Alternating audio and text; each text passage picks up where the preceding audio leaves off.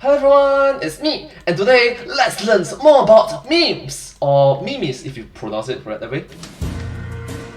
Post memes, and your content might get flagged. Stop posting memes, and your account will remain safe, at least for a while. But think about posting your memeless videos many years from now and ask yourself, would you be willing to trade all those days for just one chance? One chance to come back here and tell them that they may copyright strike our account, but they will never kill our memes!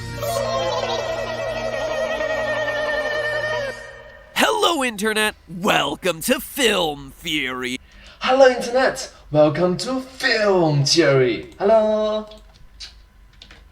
The show that, quite honestly, might not be able to air in Europe anymore. That's not an opening joke or an exaggeration either. Do you watch gamers or film criticism channels? Have you ever laughed at a meme? SpongeBob, Thanos, or otherwise? Do you have a Twitter or Tumblr account? Have you ever used anything from Imager, Jiffy, or Giphy, depending on how you pronounce it? Are you one of those people who long for the old days of YouTube when the big media companies weren't on the platform? I am sure between all of those questions, I am talking to a huge chunk of you. And if I am, then pay very close attention to today's episode, because a huge percent of the content that you currently watch and share online is on the chopping block, including this show, and Game Theory, and GT Live. And if there's any Food Theory. hope of saving them, well, we've gotta act now. So if this is such a big deal, then why is no one talking about this supposed looming threat to all our online content? Well, That's really troubling if you think about it. Quite worrisome and bothersome. Moreover, especially when the words putting you on the chopping block, or when crap hit the fan. Now that's really that calls for attention. well, I mean, the name alone is the Directive on Copyright in the Digital Single Market, which, whoo boy, if that doesn't get you hyped, well then you don't even policy make, bro. In short, it's kinda complicated. And by kinda complicated, I mean really complicated. But you know me, I eat complicated topics for breakfast and then spit them back at you in a simplified, more digestible way. Just like a mama bird puking up little worm nuggets of knowledge. So let's get down to it before this show goes the way of Spider-Man on Titan. Cue the Thanos snap transition, since it might be one of the last times we can use it. Oh my gosh, you should have gone for the head. No, what is it? I am inevitable. Let me try. Okay, good at. I'm not feeling so good, Internet.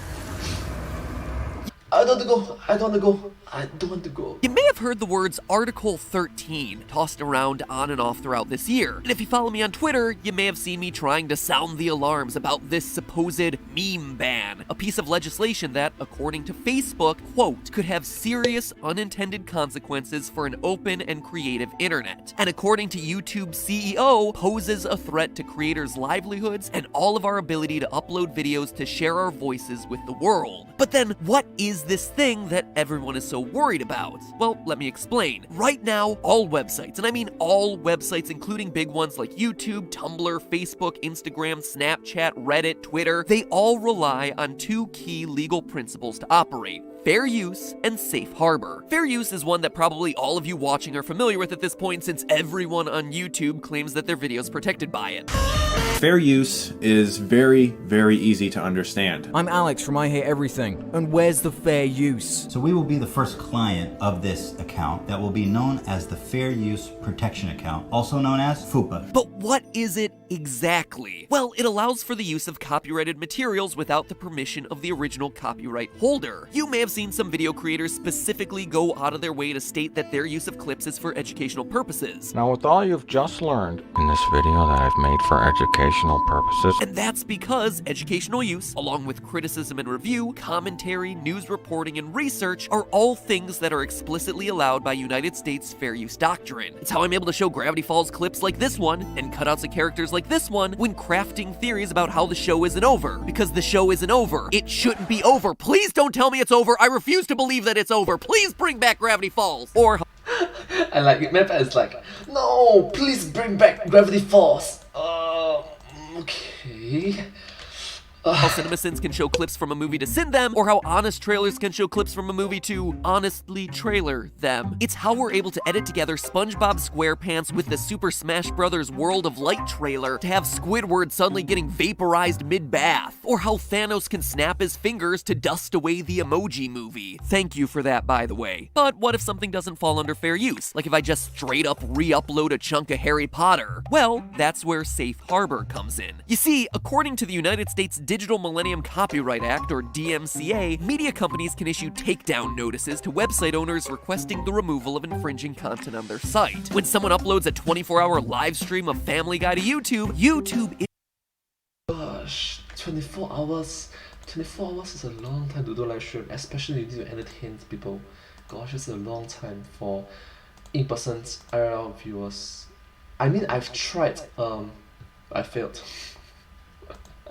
It would be good if you do it with your couple of friends who actually know how to interact with chat, so that it'll be easier to manage the 24 hours lah. isn't actually responsible for committing that copyright violation. So during the entire 24 hours, you can have like a 1 hour break or half an hour break. You can rest your eyes, close your eat something, digest something, yeah. They're only responsible Just like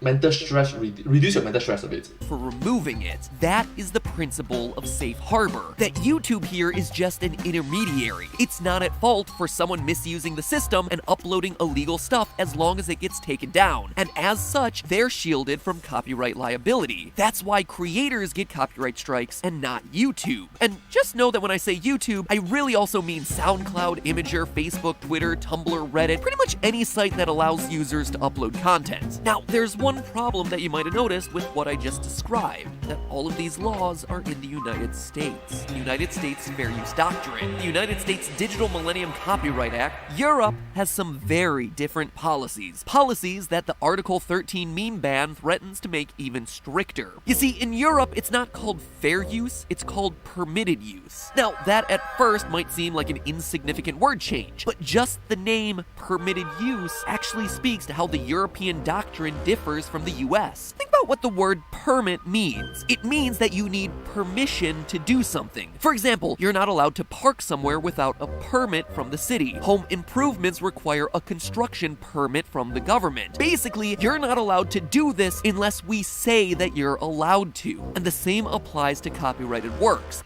So, interesting. Like, generally very interesting. Keep it educational, and I really learned a lot from it. You're not allowed to use them except where explicitly and expressly permitted to do so. And I think you can start to see where this system might fall apart. So where are you permitted to use this stuff? Well, as stated before, the US Fair Use Doctrine specifies that for purposes such as criticism, comment, news reporting, teaching, scholarship, or research, the use of a copyrighted work is considered fair. However, an important fact here is that the list isn't exclusive. In other words, the US Fair Use Doctrine is written in a way that basically says lots of things can qualify as fair use. Here are some examples. This in turn allows the law to remain flexible and include new forms of media that have arisen since it was written, like memes or vlogs, which didn't exist back when US copyright law was first being drafted. By contrast, the European permitted use policy takes the completely opposite approach. According to the EU's Copyright and the Information Society Directive of 2001, use for parody, quotation, private copying, or classroom use are permitted. At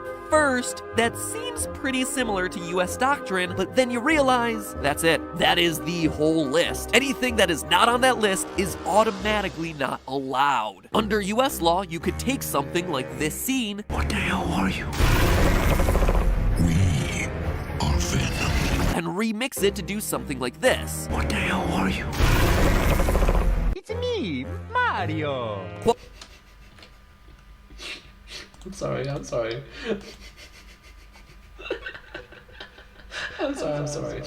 Let me try. It's me, Mario.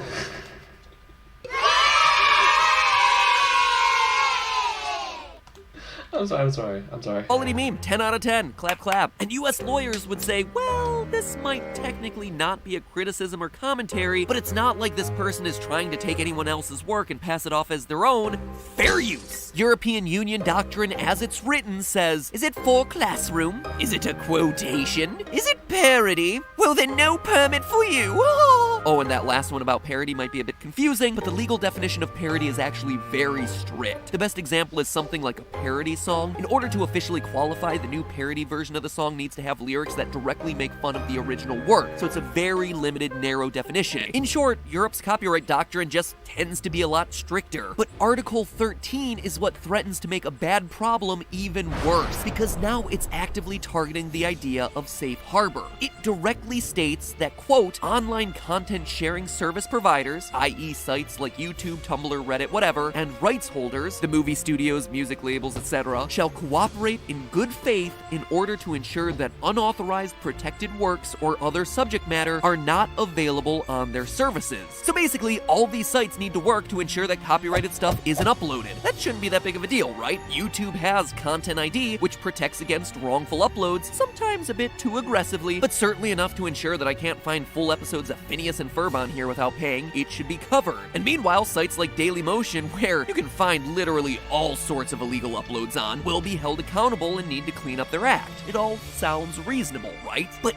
here's the trouble. You see, an earlier version of Article 13 mentioned, quote, proportionate content recognition technologies, which sounds like what YouTube already has in place, automatic detection of recognized content upon upload. And if that was actually what was written, well then things would be fine. I wouldn't be making this episode. But this didn't make it into the version that passed. The people behind Article 13, which is mostly the music industry, because quite frankly the music industry tries to kill anything that it finds threatening, wants to keep the language vague because then they can demand basically anything they want and say, well, the law requires you to cooperate in all good faith with us. What does good faith mean? It's unclear, it's poorly defined, and that's the problem. What they're demanding is that nothing that has the potential to be infringing be uploaded. Starfish, Patrick Starfish, with the ambiguity and gray line, gray areas. Interesting. Onto these websites. Catching it via Content ID once it's on the system isn't good enough. They want to stop it before it even gets uploaded. So what does that translate to? Well, it has the potential to mean the end of all user-generated content. The stuff that we all make. I mean, think about it. Who loses in this situation? Not the movie studios or the big media companies. They're all permitted to use their own rights. Not the music industry. They just own the songs. It's us. All of us. We all lose. It's the people on YouTube and Tumblr and TikTok and Twitter and whatever. We are all losers.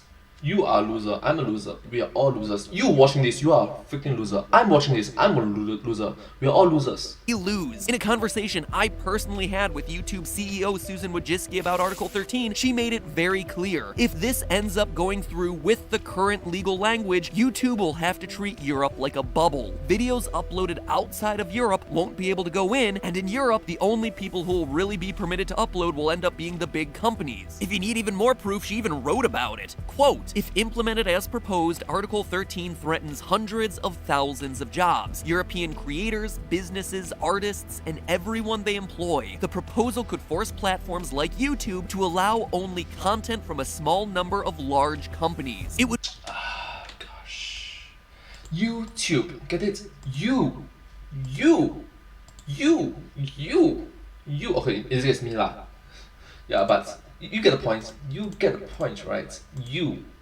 你 あなた 君 be too risky for platforms to host content from smaller original content creators because the platforms would now be directly liable for that content. End quote. The safe harbor shield that was protecting YouTube from copyright strikes may dissolve. And because their butts are on the line for all copyright strikes now, the only people YouTube can allow to upload are the people they are certain owns the IP rights, the big companies. And all other sites would have to follow suit, and it is expensive and difficult to make an appropriate content ID system. Even worse, it could empower media companies to make more erroneous copyright claims, such as the case where Sony Music Entertainment went after people posting classical music composed by Bach. What's more, we usually think about copyright protection as it applies to movies and music, but simple images are covered by copyright as well. Every painting, every drawing, every logo that's posted to the internet is copyrighted material. Every tattoo tattoo. That's not an exaggeration. Tattoos are actually owned by the artist who made them. And of course, each and every meme. Now, I know what a lot of you are thinking. Boy, that sucks for people over in Britain. Wait, they're not part of the EU. Hold up. Would Britain be affected by Article 13? Yeah, apparently they would be. All right. Sucks for people over in Britain, France, and Spain, but why should I care? Well, you might not be European, but the sites you use operate in countries that are part of the EU. And the Europe countries have a huge say in it. If you're a big country, you have big influence, you have a big say into it.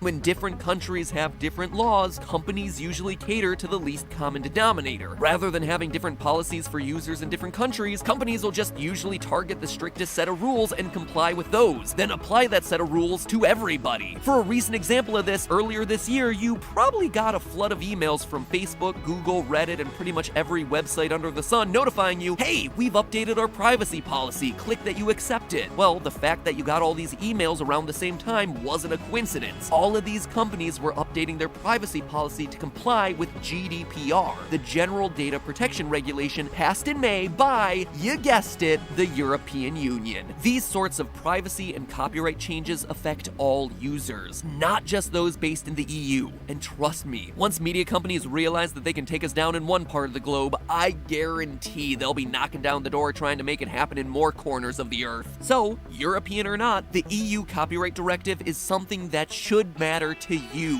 threatening your memes, your online shows, and most importantly, the literally hundreds of thousands of people who make their living working online. Me, the whole Theorist team, every YouTuber that you watch. So what can you do at this point? Well, there are three things. First, and most importantly, spread the word. People aren't talking about this because it's a complicated issue, but start raising awareness about the dangers of Article 13. Share this video with your favorite online creators, and not because I'm like, get me a lot of views, though in this case, I absolutely want this video to get a lot of views, but because I think I did a pretty decent job of explaining the issue in a clear way that wasn't super boring. Basically, we need people to understand why this matters. And then number two, make your own content. Start tweeting about Article 13 with the hashtag #SaveYourInternet. Make videos, raise awareness. And finally, number three, if you're in Europe, talk to your MEPs. Find out whether they supported Article 13 and why. I really like it that MEPS have mentioned this problem, this situation, this crisis, this problem to us. And here's the answer, here's the solutions, here's some possible ways that you can go about. Yes. And that's interesting. It's really, I'm really thankful towards MEPS for being so helpful about it. You know, convince them in a clear and reasoned and logical way that Article 13, as it's currently written, will cause significant harm to the European internet. This sort of approachable and welcoming individuals are just wonderful. Thank you so much for being so educational. I learned a lot from it. Thank you. We need MEPs to understand what's really going on here and think through the consequences of the language of the law. No one here is disagreeing that the rights of copyright holders should be infringed upon. That's not the issue. The issue is that the language of the law is too vague, and as it's currently written, it opens the door for media companies to abuse this legislation. And you have to do these three things right away, right now, because here's the thing. This bad policy isn't something hypothetical that could happen. It is something that has already happened. It has passed multiple times, and it is currently in the final stages of voting. It's a real thing. They're just solidifying the language now. And if nothing is done to change that language, it could be finalized and implemented in its current form before the end of this year. And if it is, this is a preview of the show that you might just end up seeing every week. And that's no theory. That's a fact. Save your internet, guys. Help me save my job. This is a battle that really matters. And hey, if you want to enjoy another meme video while I'm still currently able to air them, click the box to the left to watch more meme goodness as I calculate the length. Wait. Did he just mention me instead of memes? of the single longest meme ever created in history. The length of this thing is gonna shock you. And finally, make sure you subscribe. We have some amazing theories coming up before the end of the year on Guardians of the Galaxy, on the deadliest Disney movie, on some classic animated series, Spider-Man, anime. It's gonna be a good end of the year. So make sure that you have a slightly better chance of seeing it appear on your homepage by smashing that subscribe button, and do me a favor, ring the bell. That way you're guaranteed to get notifications. Now go, talk about Article 13. Save your internet. Save my job. All of us over here on the Theorist team are hoping you're able to do it. Thank you so much for watching this video together with me. Here's a very... Note that this video came out in the year 2018. Note that this video came out in the year 2018 and right now it's in the year 2021. It's a very serious issue about it, and yeah. I hope that you find this video very important, and also I hope that you learn something new about this from this video. Anyways, if you like this video, please remember to like, share, and subscribe to my channel, and comment down below if you have anything of us. Don't forget to follow my channel. I sincerely appreciate all the support and encouragement from you. Thanks. That's very motivating and uplifting for me. Thanks so much. And I hope to see you all in my next video. Thank you so much. But hey, that's just theory, a film theory. Thanks for watching. Wait a minute. Is that a theory? Is that a theory? Well, thanks for watching. And cut.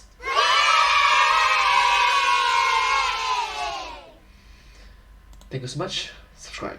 Bye bye.